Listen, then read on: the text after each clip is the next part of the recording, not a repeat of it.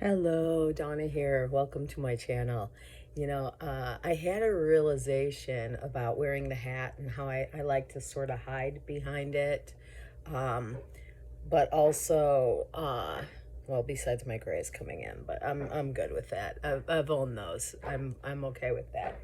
I'm realizing a little bit of an echo in my head from an abusive ex-partner that used to call me five head. You don't got a forehead, you got a five head. And I'm zoning in on my forehead like it's too big.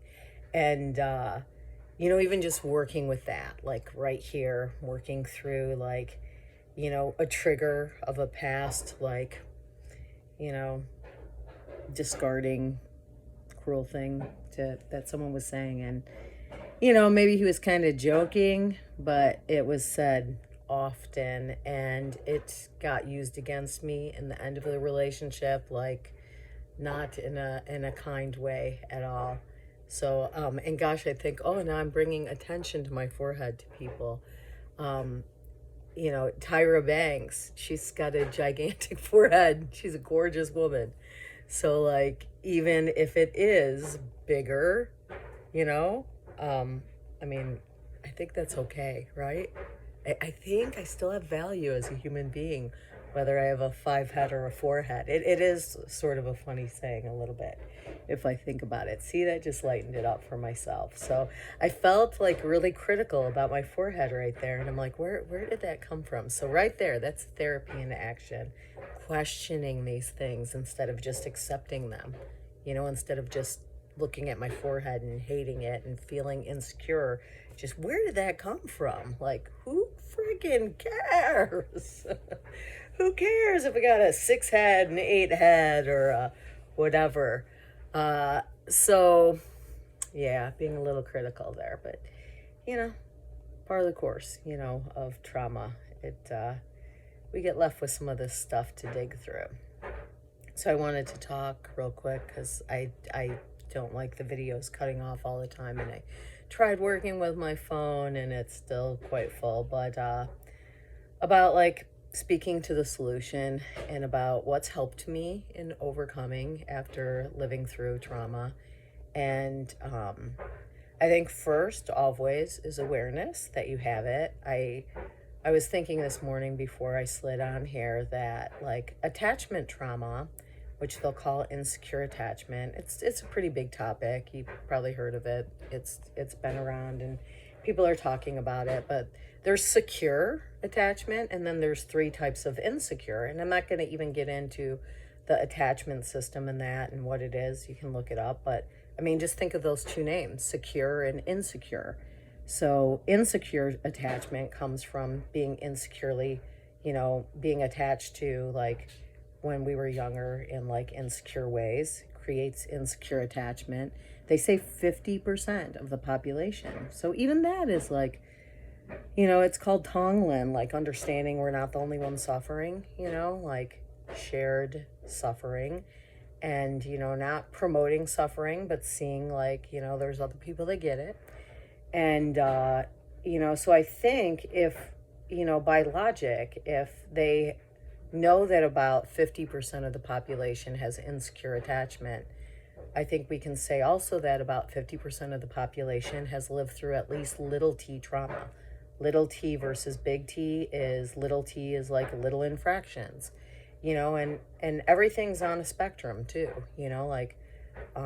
some people may be kind of insecure and some people may be very insecure. I think that little t trauma and attachment trauma, I mean, that's a big part of our lives, how we connect to others. I think often lead to big T trauma. I know they did for me because my insecure attachment led me into unhealthy relationships, which caused then big T trauma. So just having awareness of what you're dealing with, I would look into cPTSD, complex post-traumatic stress disorder, and, and then know what you're working with. So one of the things that has helped me is, one, and recognizing what I have. One of the symptoms of living through trauma and having post-traumatic stress disorder, complex post-traumatic stress disorder, is I'm prone to depression, and being easy and compassionate on myself. I'm not choosing depression. It's neurology in the brain after living through adverse things and working with that. So, like, keeping myself out of situations that feed that depression, like unhealthy relationships, people that tend to poke and say cruel things like five head and stuff. People that like to poke fun by devaluing you, those add to depressive states.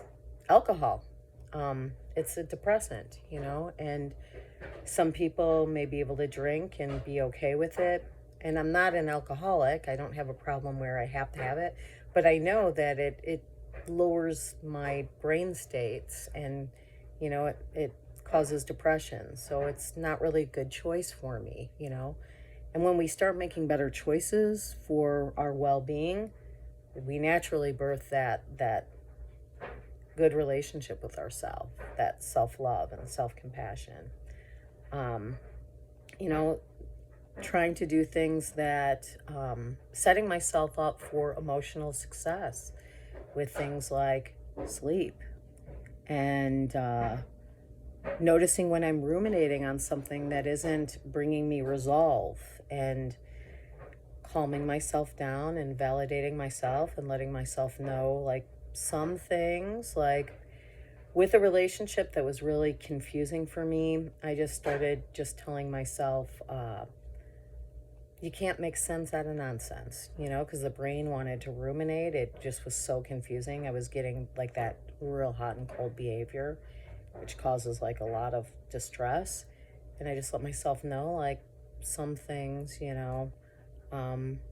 it just, and because even figuring out that it's kind of narcissistic behavior, it still cannot even like cause the brain to stop ruminating, like even knowing that that's just unhealthy behavior. I mean, it can somewhat help, but then the brain, especially after living through trauma, wants to self-blame, which in a weird way is actually a safety thing, because if we self-blame, we have control, because I can only control me. So if I'm to blame, then I can fix it, right? So just telling myself, it's okay. I hear you. I understand that was confusing.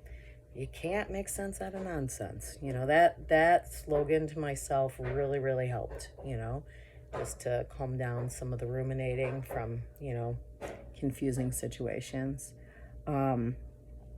Free Spira, I talked about. It's a non-drug breathing treatment, and you can Google it and look it up. It has helped me so much because trauma is held in the body, and it helps to calm down the nervous system so you're not so prone to the fight or flight, so you don't feel panicked so much all the time. I did 2 rounds of the treatment.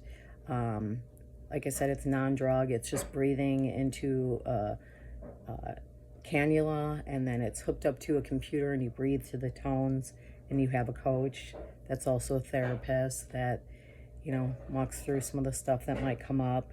That was really like just seeking things for self that are healing, like good practices like meditation, to help also calm down those ruminating thoughts. And physical exercise is so amazing to work out some of that trauma in the body and to run off some of those heightened feelings. Realizing I have choice, and I'll end with that because I don't want it to get too long and just cut me off abruptly. I'm feeling like it's about to, and I'm feeling nervous. So really working with my internal language to myself, the way I talk to myself, and realizing I have choices. Like, even with doing these healing things, there was a part of me that was like, so unfair. I have to do all of these things that I can't just live like everyone else. And, which, by the way, again, like 50% of the population struggles with this stuff. So, maybe more. And so I let myself know, well, I'm choosing to heal. I'm choosing to do these things. I don't have to do anything. I don't have to get sleep. I don't have to eat right. I don't have to meditate. And then I suffer natural consequences. It's a choice I get to make. So, like even that, realizing, and that's like big too, because after abuse, we get our right to choose taken away from us. And so it's really big to let yourself know you have choice. I talked the other day too, like even about going to work. I stopped saying I have to and started saying I choose to. I choose what I do. We have power, and reminding myself of it, just showing yourself that you're making these choices. And then it kind of helps you to make better choices because you realize you're the one that gets to make choices for your life. You do. And, I know we're all in like different stages, and I know things can be hard, but you can make just little choices to show yourself. You can make choices and they'll become bigger choices. All right, so much more, but there is a road to recovery. It's out there if we seek. Peace out.